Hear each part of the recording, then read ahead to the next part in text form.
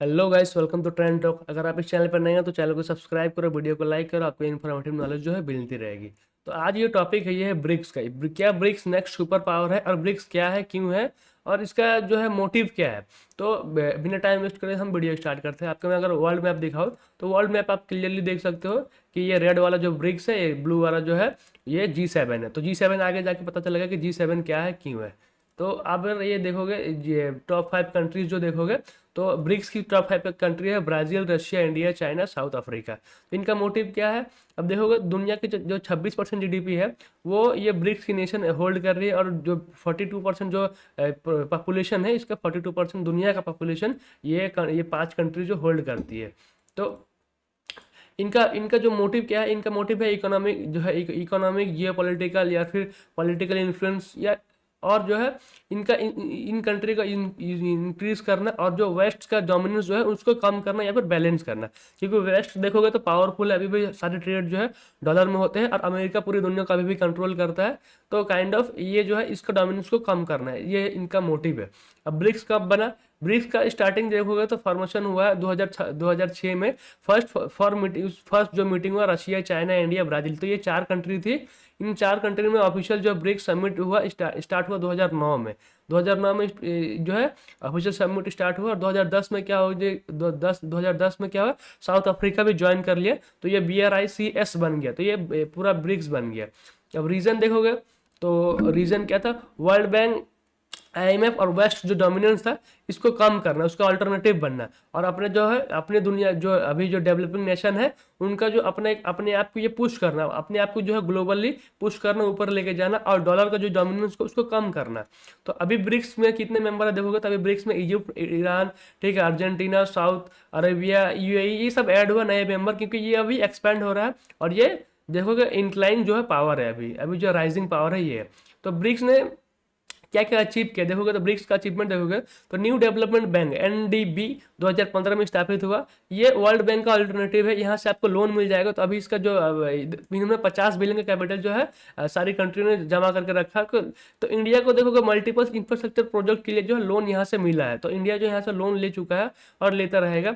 और contingent reserve agreement देखोगे तो करेंसी क्राइसिस के लिए इन लोगों ने 100 बिलियन का जो है रिजर्व रखा है।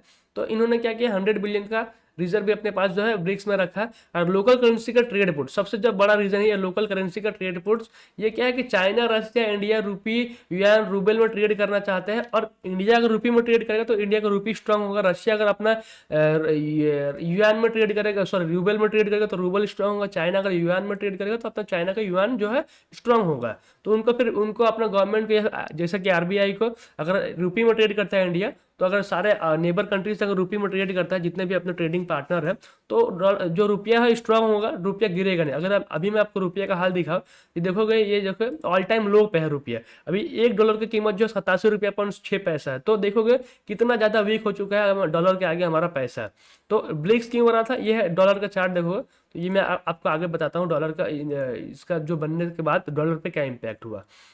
तो देखोगे डॉलर का अल्टरनेटिव जो है, डॉलर का जो है अल्टरनेटिव बनना था इनको, और इनको जो डॉलर का डोमिनेंस कम करना था। अब डॉलर का डोमिनेंस देखोगे तो ये डॉलर का चार्ट है।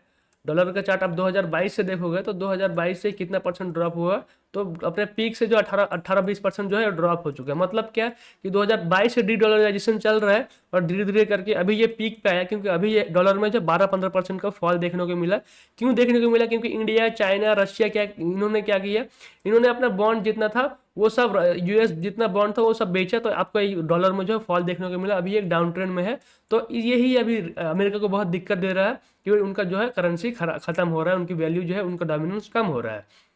अब ब्रिक्स समिट और पॉलिटिकल डायलॉग्स का देखो तो हर साल जो है ब्रिक्स का समिट होता है। कभी इंडिया, कभी चाइना, कभी कहाँ कहीं ऐसे, कभी ये 5-7 कंट्री में जो है हर साल जो है चेंज होता रहता है। और इनका मोटिव क्या है, अभी साइबर सिक्योरिटी में ये बात करते हैं, क्लाइमेट चेंज की बात करते हैं, ये टेररिज्म की बात करते हैं, ये डिजिटल करेंसी की, डिजिटल इकोनॉमी की, कैसे ये क्या करते हैं, अपने हेल्थ पे बात करते हैं कि अपने ये 5 देशों को कैसे इंप्रूव करना है, कैसे डेवलपिंग नेशन बनना है, कैसे अपना हेल्थ की प्रॉब्लम, अपने इंफ्रास्ट्रक्चर की प्रॉब्लम, अपने इकोनॉमी का प्रॉब्लम ये शेयर करते हैं, और एक दूसरे से हेल्प करके ये आगे जाते हैं। अब फ्यूचर ऑफ ब्रिक्स देखोगे तो क्या, तो फ्यूचर ऑफ ब्रिक्स देखो डी डॉलराइजेशन। अभी भी डी डॉलराइजेशन जो है पुश पे है, अपने पीक पे है। अभी क्या कर रहे हैं, अपने करेंसी में ट्रेड कर रहे हैं रुपी या रूबल में। अभी देखोगे तो इंडिया क्या कर रहा है, रुपी में ट्रेड कर रहा है, ठीक है, यूएई के साथ में, रशिया के साथ में, चाइना के साथ में। और अब देखोगे तो अब रूबल क्या कर रहा है, रशिया क्या कर रहा है, रूबल से यूएई से काम कर रहा है, ट्रेड कर रहा है। रिसेंटली $3 बिलियन का इन्होंने ट्रेड साइन किया ये में रूबल में। तो क्या है, क्लियरली देखो डॉलर का जो डोमिनेंस वो कम हो रहा है और यूएस डॉलर का जो है डिपेंडेंसी कम होगी, तो बहुत हद तक कम हो गया। और इंडिया भी क्या कर रहा है, अभी रिजर्व में है, अपना जो डॉलर का रिजर्व है उसको कम कर रहा है। वो $700 का, 700 बिलियन का था हमारे पास रिजर्व, अभी जो है वो घट के 600 बिलियन। तो क्या है, कंटिन्यूसली जो है डॉलर का डोमिनेंस वो कम हो रहा है और वो कम कर रही है। और सिक्योरिटी जियोपॉलिटिकल पावर में देखोगे तो नेटो, ये नेटो जैसा नहीं है कि किसी वेस्टर्न कंट्री ने अगर ब्रिक्स की किसी कंट्री को अटैक किया तो वो सारे ब्रिक्स की कंट्री उसको अटैक करेगी, प्रेशराइज करेगी, ऐसा नहीं है। लेकिन हाँ, कहीं कहीं हद तक हेल्थ उनका हेल्प करेगी ट्रेड में, काइंड ऑफ, क्योंकि जब भी वॉर होती है तो अनसर्टिनिटी क्रिएट होती है और सप्लाई डिमांड डिस्टर्ब होता है, तो सप्लाई डिमांड को ठीक करने में हेल्प करेगी और ये ऑल्टरनेटिव बन जाएगी। क्योंकि हमें कोई भी ऑयल चाहिए, गैस चाहिए, तो हम क्या ईरान से, रशिया से, यहाँ से हम क्या इंपोर्ट कर सकते हैं। और कुछ भी चाहिए, हमें कुछ भी एसेंशियल चीज़ चाहिए चाइना से, तो हम चाइना से और ये इंपोर्ट जो है कर सकते हैं। तो ऑल्टरनेटिव ये है हमारे G7 का ऑल्टरनेटिव जो है, या फिर वेस्ट का ऑल्टरनेटिव ये हमारे लिए बन जाएगा। अब देखोगे ग्लोबल साउथ अलायंस, देखोगे तो साउथ, देखो Africa, Latin America, middle east की सारी कंट्रियों का क्या है, इनवाइट कर रहे हैं और ये डेवलपिंग नेशन का जो पावर है इसको ये बढ़ा रहे हैं, तो डेवलपिंग नेशन को ज्वाइन कर रहे हैं। अब इंडिया को क्या फायदा हुआ ब्रिक्स से, ये देखेंगे तो इंडिया ने इंफ्रास्ट्रक्चर लोन लिया अभी ब्रिक्स से, और डॉलर का जो है वो क्या कर रहा है, डोमिनेंस कम हो रहा है, और रुपये को यह पुश मिल रहा है, रुपये का एक अपॉर्चुनिटी मिल रहा है कि ग्लोबली ट्रेड होने का। जैसे हम अगर बांग्लादेश, ठीक है, बांग्लादेश हो गया, नेपाल हो गया, भूटान हो गया, चाइना, रशिया, इन सब से जितने भी ब्रिक्स की कंट्री, अगर उनमें हम रुपये में ट्रेड करेंगे ना, तो हमारा रुपये ऑटोमेटिकली स्ट्रांग होगा। फिर आरबीआई को हमारे रुपये को बैलेंस नहीं करना पड़ेगा, तो हमारा रुपये ऑटोमेटिकली फिर स्ट्रांग हो जाएगा, क्योंकि डिमांड सप्लाई फिर बैलेंस रहेगा। तो ये बैलेंस जो है वो काम आएगा हमारे रुपये का। और स्टार्टर अब देखोगे क्या है, चाइना और इंडिया का जो टेंशन है ये कम होगा, क्योंकि ये अगर ब्रिक्स बना रहा है तो फिर इस पर चाइना और इंडिया का कॉन्फ्लिक्ट कम होगा, और हमको कम होते हुए दिख रहा है। क्योंकि अभी चाइना का रुझान भी हमारे तरफ ठीक है, क्योंकि ये वेस्ट का जो है, अमेरिका का डोमिनेंस जो है वो खत्म करना चाहता है, और नेक्स्ट जो सुपर पावर है वो चाइना ही बन के निकलेगा। तो चाइना को हमारा साथ की बहुत जरूरत है, क्योंकि वेस्ट से अगर उसको पंगा लेना है अमेरिका से, तो हमारी हेल्प उसको हमारी अगर हेल्प मिलती है तो, क्योंकि हम इमर्जिंग मार्केट है और वहाँ से इन्वेस्टमेंट आएगा, क्योंकि हमारे हमारे हमारे पास अगर एक ऐसा मार्केट है जिसके पोटेंशियल जो है बहुत ज़्यादा है, और चाइनीज़ गुड्स जो है हमारे इंडिया में बहुत ज़्यादा चलते हैं। आप डेली लाइफ में जितनी चीज़ें यूज़ करते हो ऑलमोस्ट 80% वहाँ चाइना से ही आती है। और दूसरी बात क्या, technology, agriculture, education, health care में क्या मेन जो है, इन पे जो है क्या है, टेक्नोलॉजी ट्रांसफर। जैसे इंडिया आईटी सेक्टर में बहुत अच्छा करता है, तो इंडिया के ये टेक्नोलॉजी सर्विस जो है इंडिया बेचता है इनको, इन 5-7 कंट्रियों को बेचता है। एग्रीकल्चर के प्रोडक्ट यहाँ जा रहा है, एजुकेशन वहाँ से इंडिया आ रहा है, ठीक है। हेल्थ केयर में जैसे कोई वैक्सीन हो गया, कोई ऐसा इनोवेशन हो गया, जिससे क्या है, ये पहले जो हेल्थ केयर में जितने भी इनोवेशन होंगे वो क्या है, पहले इन 5-7 कंट्री को मिलेंगे, उसके बाद वो वेस्ट जाएंगे। अब मिडिल ईस्ट के साथ में अगर कनेक्टिविटी रहेगी तो हम क्या करेंगे, ऑयल हमें सस्ता हमेशा मिलेगा, और ऑयल हमें मिलता रहेगा, उनके साथ हमारा रिलेशन जो है अच्छा रहेगा।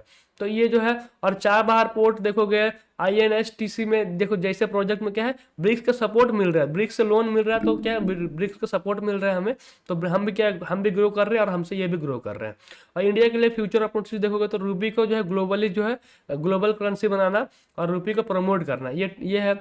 अब इंडियन टेक देखो, सर्विस एक्सपोर्ट करना ब्रिक्स के मेंबर्स को, क्योंकि इंडिया इनको अगर एक्सपोर्ट करेगा तो क्या है, कंपनी का प्रॉफिट जो है बढ़ जाएगा, और जितने भी कंपनी, टेक की कंपनी हो, इनको इन कंट्री में जो है इजी एक्सेस मिलेगा, ईज ऑफ डूइंग बिजनेस बनेगा इनके लिए, एक फेवरेबल माहौल बनेगा, ताकि अच्छे से काम कर पाए।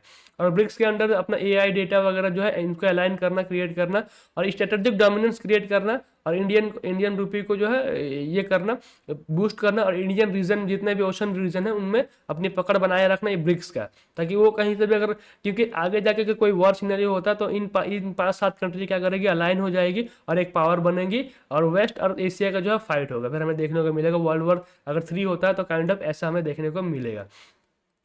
और साउथ एशिया में जो है अपना लीडरशिप को स्ट्रांग करना।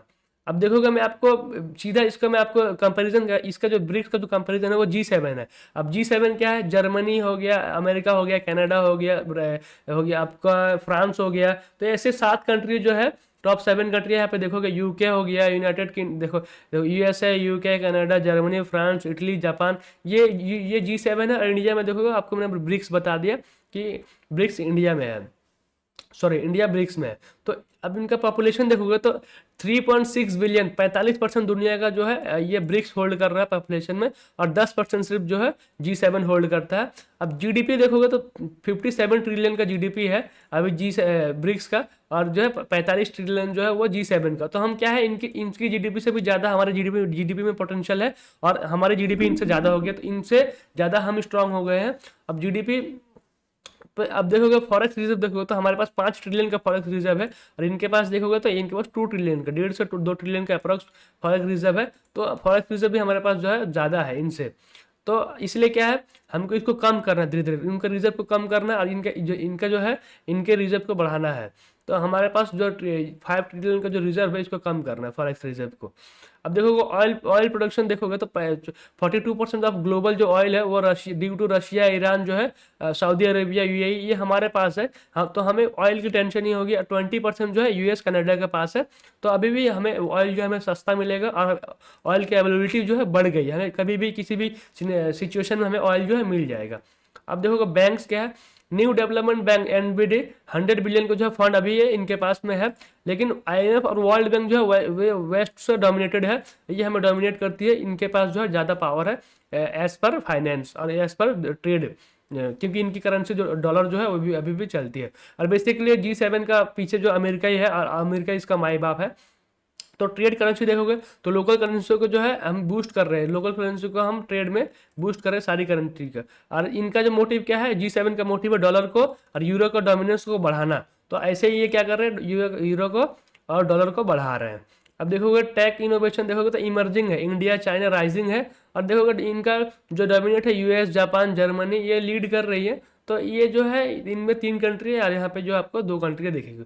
अब जियो पॉलिटिकल पावर देखोगे तो ये राइजिंग है जी, अभी ब्रिक्स जो है राइज हो रहा है। तो मल्टीपुलर ये इसका जो है राइजिंग है। और अभी G7 का देखोगे तो ये डिक्लाइन इन्फ्लुएंस है, क्योंकि अभी जो है अमेरिका ऐसा ट्रेड वॉर कर रहा है, ऐसे टैरिफ लगा रहा है, जिससे अभी इसके अलायंस जो है प्रॉब्लम में पड़ गया है। जैसे जापान को कह रहा है कि आपको 700 बिलियन का क्या करना पड़ेगा, बॉन्ड खरीदना पड़ेगा, आप में 19% का टैरिफ लगेगा, पाकिस्तान में लगेगा। तो जितने भी इसके अलायंस कनाडा में लगा रहे हैं टैरिफ, तो जितने भी इसके अलायंस ये भी दुखी है, तो इनसे भी परेशान है। और अमेरिका का जो अभी जो डोनाल्ड ट्रंप है वो क्या कर रहा है, नए नए टैरिफ लगा के, नए नए टैक्स लगा के अपने अलायंस को प्रॉब्लम में डाल रहा है, और उनसे प्रॉफिट ले रहा है। क्योंकि अमेरिका के पास एक अपना भी प्रॉब्लम बहुत बड़ा आ चुका है, वो है जो है डेट का प्रॉब्लम। अमेरिका अभी डेट का ट्रैप में पड़ चुका है, तो उसको डेट को कम करना है।